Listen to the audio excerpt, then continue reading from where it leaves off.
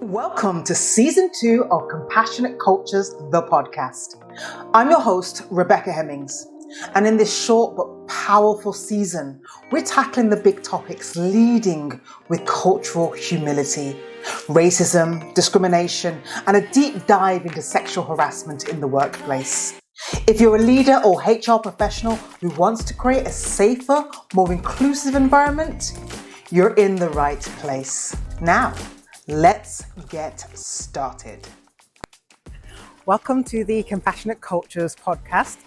If you're watching this, you will see that we are not in the same location. We're actually at I am actually at the NEC Birmingham, the National Exhibition Centre, at the Health and Wellbeing show, Health and Wellbeing at Work show. So last year we were here, this time last year we were here, we had our own exhibition and I was talking. This year I'm here visiting and I'm being a collector or a curator of information, of questions. And so today my role in being here is just finding out what people are inquisitive about, but also I'm here to learn. So what this episode is about sharing that learning with you, but also sharing some of the common questions, and I will attempt to answer, I will answer the questions that I know I can answer confidently. So listen up because these are currently hot topics, all right? So stay tuned. So a question I've heard asked, and this reflects really what I know a lot of people are asking, is that, okay, our company is committed to EDI work, but we don't know where to start. So someone asked today, if you were to give your top 3 tips on where to start with EDI work, what would they be? And this is my response, okay? Firstly, I'd say it's important to know what you're talking about. Even these words, EDI, what do they mean? They mean so many different things to different people. So there has to be clarity on what we're talking about. And so that starts with an education. So I'd say to begin with, make sure that the people involved in this work are suitably educated on the basics. You don't have to go into any great detail, but what do those words mean to begin with? What does EDI mean? What does equity mean? Is it equity? Is it equality? Yeah. What is the E? Is it equity? Is it equality? It's got to be meaningful. Are we starting from the beginning by thinking about measurable impact? How are we going to measure impact? So there has to be clarity around that. And so how do you do that? Of course, I'm going to say that you can come to us, Strawberry Words, and we can provide that education. But you can also come to us and get some free education, right? So this podcast, there's lots of podcast episodes around diversity, equity, inclusion. Feel free to listen to that. There's loads of stuff out there on YouTube, on LinkedIn. There are books. It doesn't have to take forever and it doesn't have to be costly. Okay, so that's the first thing I'd say. So because what you want to be is confident and competent. Now, you can't develop confidence or competence without having the essential information, because I know that a lot of people are scared. They're scared of getting this wrong. That's often a reason why people don't start, because they don't know enough about the topic in order to make moves, right? So and don't think of this education being a one-off thing. It's got to be continuous. We come from a background or a value system of cultural humility, which speaks to this idea of dedicating yourself to lifelong learning. So don't just see the education as, right, okay, we just need to know the basics about DEI and we'll be off. You've got to continue that learning because legislation changes, language changes, concepts change. You've got to keep abreast of that. But it doesn't have to be overwhelming. Take it in incremental steps. So that's number 1. Number 2, I'd say, get help in having a facilitated conversation. So once, your team members, your ERG, your DEI working group, leadership has had that basic education, then I think it's at that point you want to bring in someone who knows what they're talking about to help facilitate thoughts about where you can go, because it is such a huge area. And often people will get it wrong by starting wrong, by not being really clear on what the targets are, what the how you're measuring impacts, what areas to begin with. Are you thinking about your most marginalized group, for instance? How do you even decide who are your most marginalized people? Why are we talking about them? Shouldn't we be talking about everybody equally? These are essential questions, and you don't have to pretend to know all the answers. So at that point, if you can, if the resources are there, I'd say get somebody in to have a facilitated conversation and to pull all these ideas into one place. And so this might happen on an away day. It might be a morning session where you just get all the ideas together, and from that facilitator can help you to channel that into the best next steps. And that might be, I'm going to give you another one, that might be creating a EDI commitment statement. Okay, so maybe at that point it's like, okay, we're going to start by thinking about our vision, right? Our EDI vision. Where do we want to be, right, in 5 years' time, for instance? Or what is it generally we want to achieve with this work? We start there, because like with any sort of plan, any sort of strategy, obviously you've got to have a vision. So what is that vision? Pop that down and put it out there. Put it on your website.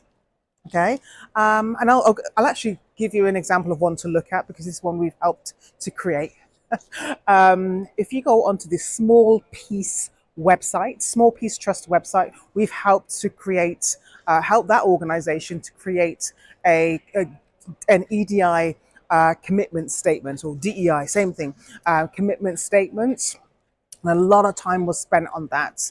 And obviously, it's got to be thoughtful. Don't just spend a couple of minutes putting something together. It's got to be meaningful. It's got to tie in with the business aims, the business strategy, and other things that are already happening. But again, that's something perhaps you could do with that facilitator of that EDI conversation. Again, that's something we can help with. So that's just one question today that I've heard, and I wanted to just give some thought to that, because yeah, don't be overwhelmed. Take it a step at a time, and admit when there are knowledge gaps. Just admit when there are knowledge gaps and get them filled. Okay, but start with the education piece. I know you're enjoying the episode, but this is really quick. At Strawberry Words, we help organizations to create safer workplaces with our CPD accredited online sexual harassment course. Designed for leaders and staff, it equips learners with the tools to prevent, address, and challenge harassment effectively. Check it out now on www.strawberrywords.co.uk. Now back to your episode. So another question I heard raised today was around the difference between the Rooney rule and positive action when thinking about recruitment. And so I'll explain if you know nothing about these things, right? So the idea is that you've got a problem with recruitment in terms of recruiting a diverse workforce. You're wanting to change that. Now, what some organizations will do is they will then think, oh my gosh, we have no, black people. We need to hire some black people. And then, as a knee-jerk reaction, they go and do something illegal like positive discrimination, like only interviewing or advertising in black areas without having done any research, without looking at what's legal. That's illegal. And also, if you're just doing it based on somebody's physical identity or their cultural identity, or their protected status, protected characteristic, how are you ensuring quality, right? And this is one of the arguments against this type of work, is that it diminishes quality. You hear this phrase quite regularly, DEI hire. Well, doing it that way will be the derogative form of a DEI hire. That's not what we're talking about. There are systems in place to ensure that you can fill gaps if you find that you have a lack of diversity. And so one of the ways in which that is done in a way that's originated in the States is to implement the Rooney rule. Now, this was a system that came into place in 2003. It was used in the NFL because they found that there weren't enough culturally diverse coaches and managers. So what they agreed to do was to ensure that whenever they were shortlisting, that there had to be at least 2 people who were shortlisted from a particular community in which they were looking for. And that assured that they were more likely to get someone who was qualified from that diverse group. So that's the Rooney rule. That's more of an American thing, but it is used over here. Now, if it is used over here, what you've got to ensure is that it's also, it fulfills the criteria for positive action.